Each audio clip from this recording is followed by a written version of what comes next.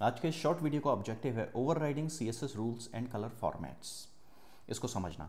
और इस लेक्चर का ऑब्जेक्टिव है to practically understand CSS overriding rules and common colour formats. And during this lecture, we will achieve practically how overriding is occurred in CSS rules and practically how different color formats are applied in through CSS.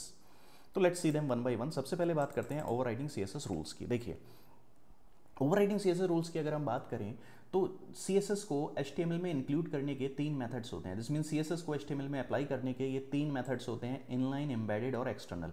और जब हम तीनों methods को apply करते हैं किसी एक element पर, तो कोई एक मेथड ही ओवरराइड करता है, राइट? कोई एक मेथड ही ओवरराइड करता है। किस बेस पर ओवरराइड करता है? ओवरराइड वो इस बेस पर करता है कि पहली प्रेफरेंस इनलाइन को मिलती है, दूसरी एम्बेडेड को और तीसरी एक्सटर्नल को। दिस मीन्स अगर किसी भी एलिमेंट पर हमने अगर ये तीनों स्टाइल्स अप्लाई किए हैं तो यहां पर इनलाइन ओवरराइड करेगा, इनलाइन मेथड ओवरराइड करेगा। फॉर एग्जांपल, सपोज हमारे पास एक चेयर है और चेयर में पहले हमने कर दिया येलो कलर। अब हमें येलो कलर पसंद नहीं आया और हमने उसके ऊपर कर दिया ब्राउन कलर। तो क्या होगा कि येलो कलर के ऊपर ब्राउन की ओवरराइडिंग हो जाएगी, ब्राउन की ओवरराइडिंग हो गई, राइट? अब हम ब्राउन भी कलर अगर हमें पसंद नहीं आया तो ब्राउन के ऊपर हमने कर दिया रेड कलर। तो अब क्या होगा? रेड कलर की ओवरराइडिंग हो जाएगी, ब्राउन कलर हमें दिखाई नहीं देगा। तो दैट इज कॉल्ड ओवरराइडिंग। इसे हम ओवरराइडिंग कहते हैं। और ओवरराइडिंग को आप प्रैक्टिकली समझते हैं कि अगर तीनों स्टाइल अप्लाई किए गए हैं, तीनों स्टाइल अगर हमने अप्लाई किए हैं तो कौन सा ओवरराइड करेगा? इनलाइन ओवरराइड करेगा। अगर हमने ये दो ही स्टाइल अप्लाई किए हैं, एम्बेडेड और एक्सटर्नल, किसी एक एलिमेंट पर, तो यहां पर एम्बेडेड ओवरराइड करेगा। लेट्स सी देम, देखते हैं। तो फॉर एग्जांपल यहां पर ये हमारी एक HTML की फाइल है और इस HTML की फाइल में हमने एक हेडिंग ली है जिसमें लिखा है आम्रपाली ग्रुप ऑफ इंस्टीट्यूट्स और बाकी के दो पैराग्राफ। अब हम इसे ब्राउज़र पर ओपन कर रहे हैं। तो ब्राउज़र पर अभी हमने यहाँ पर देखिए कोई भी स्टाइल हमने अप्लाई नहीं किया, तो जैसा था ये एज इट इज़ बिल्कुल वैसा ही आ गया। अब हम एक काम करते हैं, इस आम्रपाली ग्रुप ऑफ इंस्टीट्यूट्स का बैकग्राउंड चेंज करते हैं तीनों मेथड से। इनलाइन भी अप्लाई करेंगे, एम्बेडेड भी अप्लाई करेंगे और एक्सटर्नल भी अप्लाई करेंगे। And then we will see कि इनलाइन ही ओवरराइड करेगा, क्योंकि प्रेफरेंस ये है, पहली प्रेफरेंस इनलाइन को, राइट? तो लेट्स सी इट, इसे देखते हैं। तो यहाँ पर ये लिखा है आम्रपाली ग्रुप ऑफ इंस्टीट्यूट, तो यहाँ पर इसे इनलाइन स्टाइल दे देते हैं। और इनलाइन स्टाइल देने के लिए वी राइट स्टाइल हम ऐसे लिखते हैं और फिर हमने इसे बैकग्राउंड और बैकग्राउंड कलर दे दिया, राइट? बैकग्राउंड कलर हमने दे दिया सपोज इसे रेड, इसके थ्रू।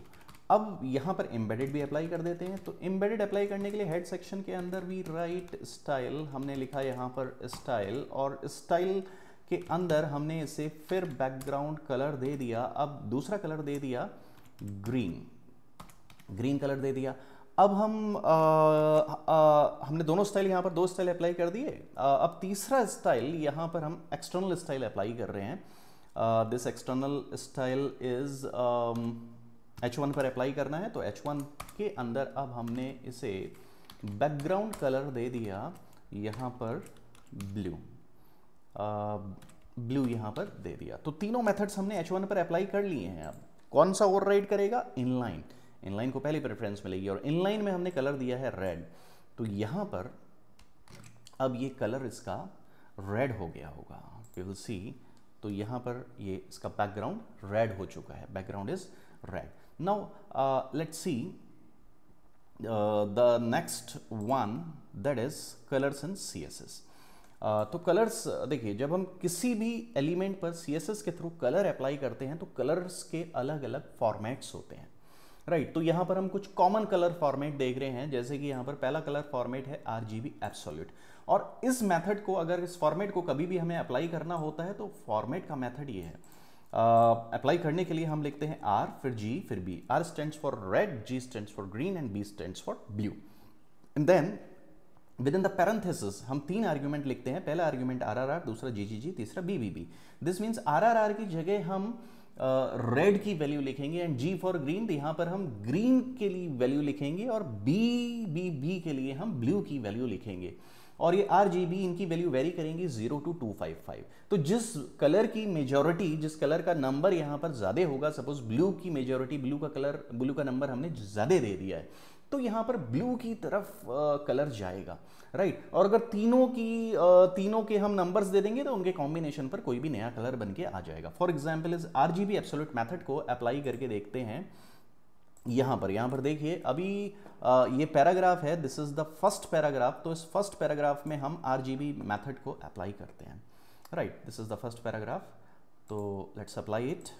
ये हमारा फर्स्ट पैराग्राफ है, यहीं पर इनलाइन के थ्रू अप्लाई करके देख लेते हैं। तो इनलाइन के थ्रू अप्लाई करने के लिए हमने लिख लिया स्टाइल इक्वल्स टू, और हमने इसको बैकग्राउंड कलर दे दिया RGB के थ्रू देना है, तो यहाँ पर लिखा RGB, देन पैरेंथेसिस, और पैरेंथेसिस के अंदर 3 आर्ग्यूमेंट्स। तो पहला आर्ग्यूमेंट के लिए R की वैल्यू हमने 0 दे दी, दूसरे आर्ग्यूमेंट के लिए B की वैल्यू 0 दे दी, और तीसरे आर्ग्यूमेंट के लिए हमने वैल्यू लिख ली 200, राइट। तो यहाँ पर RGB ब्लू की वैल्यू ज़्यादा है, तो ये कलर क्या होगा, ये कलर की मेजॉरिटी ब्लू की तरफ जाएगी, राइट। अब यहाँ पर देखें तो first paragraph, this is the first paragraph, और इसका बैकग्राउंड कलर हो गया ब्लू।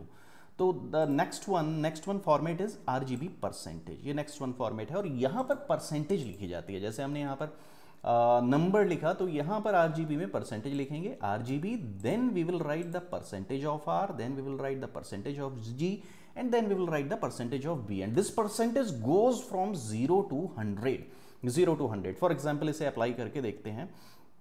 अब यहाँ पर ये थर्ड पैराग्राफ है हमारे पास, ये थर्ड पैराग्राफ, और थर्ड पैराग्राफ पर अभी कोई भी कलर अप्लाई नहीं हुआ है, तो इसे अप्लाई करके देखते हैं। ये सेकंड पैराग्राफ। सेकंड पैराग्राफ में हम ने स्टाइल अप्लाई किया, स्टाइल इक्वल्स टू, और यहाँ पर लिख लिया बैकग्राउंड कलर, और इसका बैकग्राउंड कलर हमने दे दिया सपोज येलो, लेकिन येलो हमें देना है RGB परसेंटेज, तो हमने यहाँ पर लिखा दिस RGB, और RGB के अंदर परसेंटेज लिख लेंगे। सपोज अब हमने लिखा यहाँ पर 0, R की परसेंटेज दे दी 0%, और ग्रीन की परसेंट हमने दे दी 100 तक परसेंटेज जाती है, तो हमने दे दी इसकी 100%, दिस इज द 100%, और B की परसेंटेज हमने 0 दे दी, दैट इज 0%। तो अब क्या होगा, अब यहां पर मेजॉरिटी परसेंटेज किसकी ज्यादा है, सबसे ज्यादा है ब्लू की, not blue, this is middle one is green, G for green की।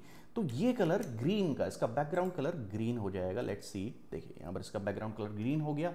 And the next one is keyword के थ्रू हम करते हैं। अभी तक जितना भी किया कीवर्ड के थ्रू किया, अगर हमें कीवर्ड याद है तो हम डायरेक्ट यहां पर कलर दे सकते हैं, राइट, कीवर्ड के थ्रू जैसा देते हैं। The next one is hex code, तो यहां पर हेक्स कोड के थ्रू देते हैं। हेक्स कोड के थ्रू कलर देना है तो वी विल राइट हैश, तो हम हैश लिखते हैं, इट बिगिंस विद हैश, और हैश के बाद हम वैल्यू देते हैं 0 से लेकर 9, दिस मीन्स जैसा हेक्स में दी जाती है, और ए टू आगे, ए से लेकर आगे तक। फॉर एग्जाम्पल यहां पर लिखा है RR, GG और ब्लू। तो पहली ये दो वैल्यूज, इन दो के थ्रू, RR के थ्रू हम रेड का कॉम्बिनेशन देते हैं, फिर GG के थ्रू हम ग्रीन का कॉम्बिनेशन देते हैं, और फिर BB के थ्रू हम ब्लू का कॉम्बिनेशन देते हैं, हैक्स में देते हैं। फॉर एग्जाम्पल चलिए अप्लाई करके देखते हैं हेक्स कोड को। अब हेक्स कोड को हम सेकंड पैराग्राफ में अप्लाई कर रहे हैं। सेकंड पैराग्राफ में इस परसेंटेज वाले को हम हटा देते हैं।